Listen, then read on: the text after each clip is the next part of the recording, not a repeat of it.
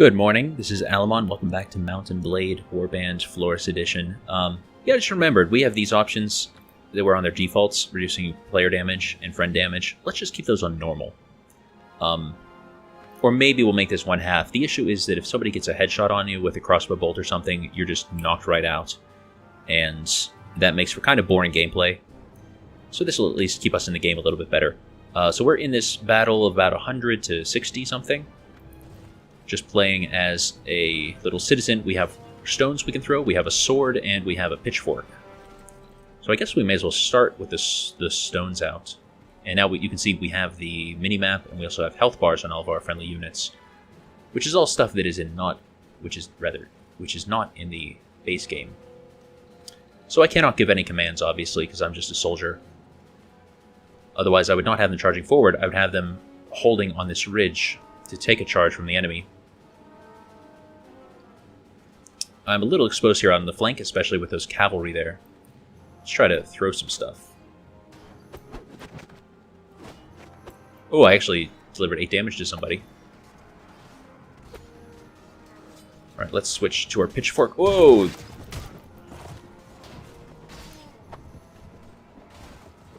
Let's see if we can... whoa, they're... Well, that could have been worse.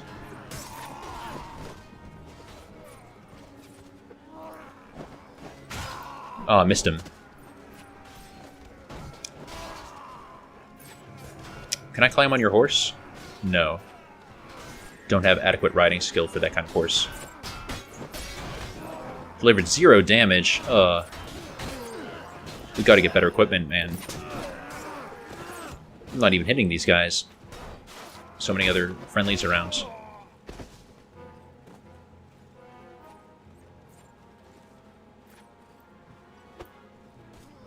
Ho-ho-ho! Couldn't even see him, but took him out. There we go. Oh wow, that's worth a lot.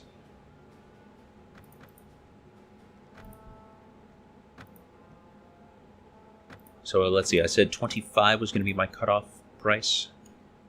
That seems reasonable. We still have lots of room in our inventory. Alright, let's just return to duty. We did a good job there. But yeah, I am going to want to become a crossbowman. I don't actually know... Okay, I've looked it up and it turns out that both of these branch back into the crossbowmen. Crossbowmen are kind of in the middle of the tree, so either branch up or down, but then it just branches right back to the middle. So, I just like the sound of this bit better. Recluta.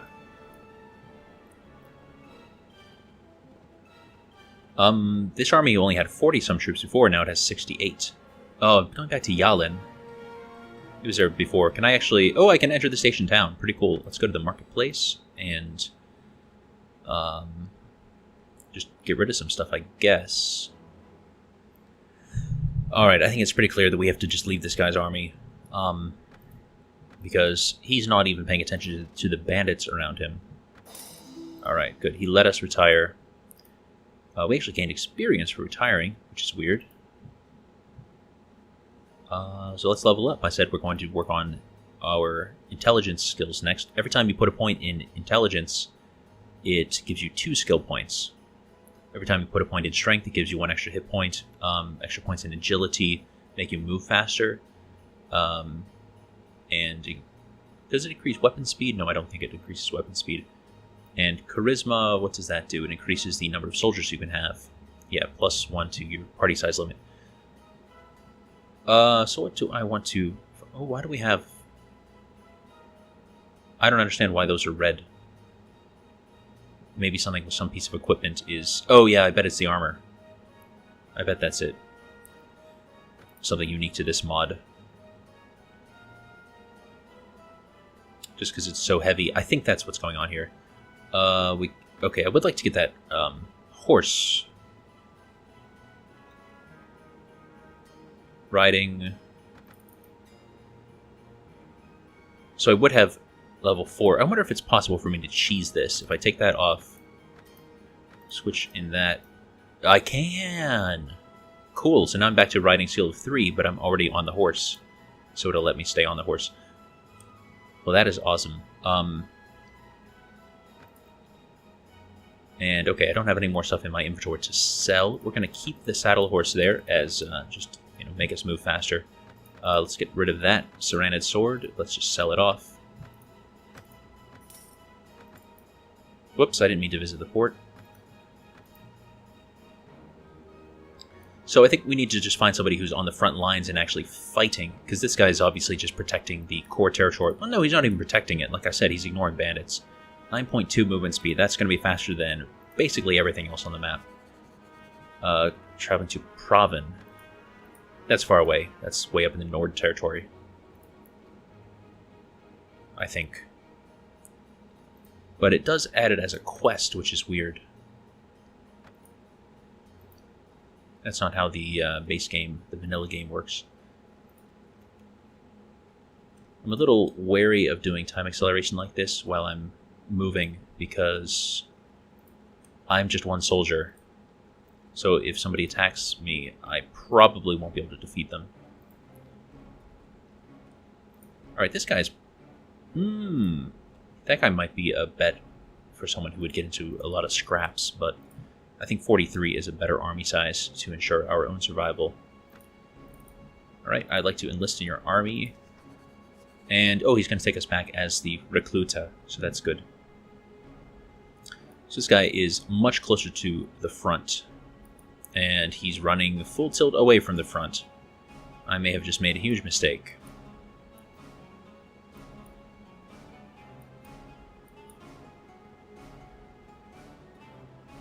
Well, that's the thing with playing a sandbox game, really. There's a lot that is not under your control, and you're just kind of along for the ride, to a great extent. I wonder if I'm able to retire from his service right away. I think that's what we want. Oh, that was fast. Okay, so the amount of experience you get must scale based on how much, maybe how many days you've spent. Whoops, wait, no, beg my leave. No, never mind.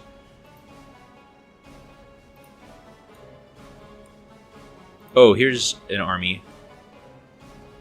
Following mountain bandits, traveling to Jellica.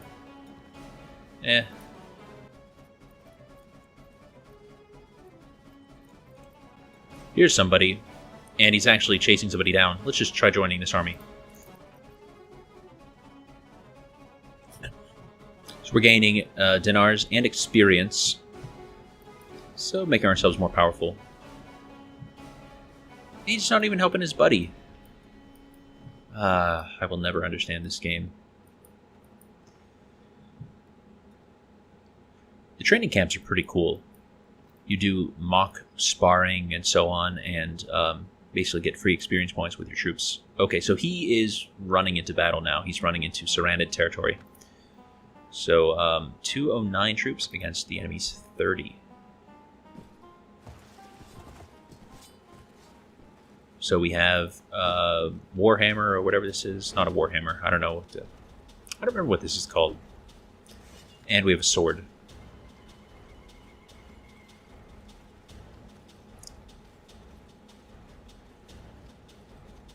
So you're able to scale up the number of soldiers on screen. Actually, there are ways, I can't remember exactly how, to scale it up above the built-in cap. The built-in cap is 150 soldiers on the field at a time. It's not really designed to have more than that, not just in terms of the performance, although if you have a nice computer, then performance hit is not bad. But just in terms of how the game works, like in sieges and stuff, once you have more than about 150, things really bog down badly. Just too many people trying to get through too narrow of a choke point, rather. I mean, their whole army's over there. There's nobody else up on this hill, so I'm not sure why we're going this way. We should just be charging at them. Here, I'll lead. They're not even throwing anything at me.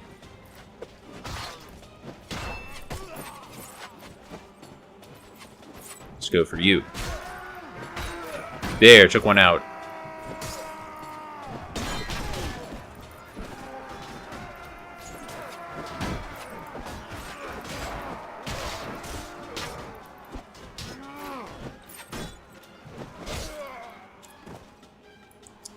Alright, there are a couple enemies left, but not many. I don't think we're going to get close enough to any to make a difference. Although there is that guy still on horseback. Can't even get close to him. Enemies will break and run if they are sufficiently outnumbered, but that doesn't happen too often. Well, actually, it's not just a matter of being outnumbered. It's also losing enough troops. Like, there is a morale system. It's just very underdeveloped. Alright, and then this is the most annoying thing, when there's just one enemy left. You can see on the mini-map. They're running toward... So they are breaking and running. I think that was actually our commander, Conterais, who took that guy out. We took out 2. This is quite nice, actually. Blunt damage means you knock the enemy unconscious, which means that if you have the room for them in your prisoner roster, you can keep them and then eventually... well, it's possible to sell people to slavery. That's not the usual thing, though. You go to ransom broker, and you get an amount of money based on how good that unit was. So if you get a really high-level cavalry, for example, you get tons of money. If they're just a little peasant or something, you know, you're just going to get a couple bucks.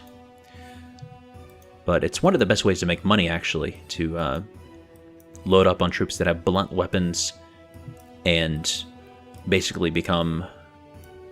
well, like I said, it is possible. There is one town, at least, that always has like a slave trader, which is just a flat, I think, 50 dinars per troop. Or you can ransom them based on their worth. So there's a Sarranid army, and he didn't even go for it.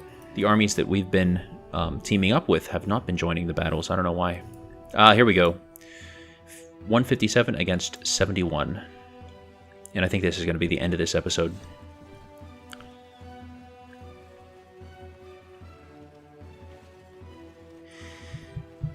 So we can see them.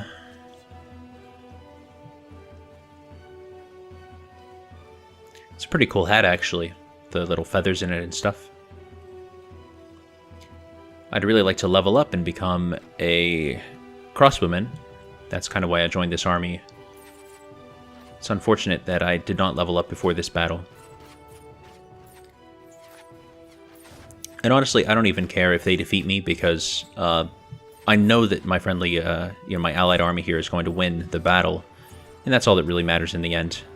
I won't have any negative effects if I get knocked out. There we go.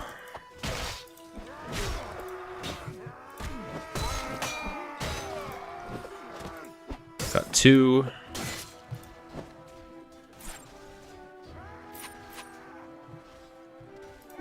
Whoa, he got me. And got 3. And my proficiency also increased a fair bit. Ooh, another group of enemies. Reinforcements.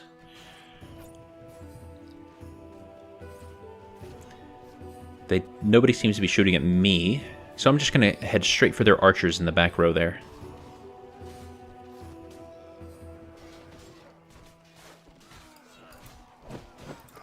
Ooh, I was just short of hitting him.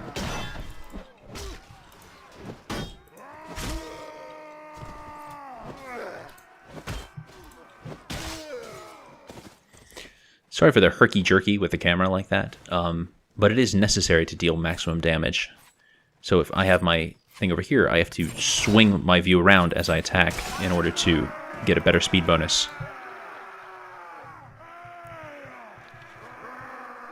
Alright, let's end the episode there. So good night, sleep tight, and don't let the Rodox bite. Bye-bye.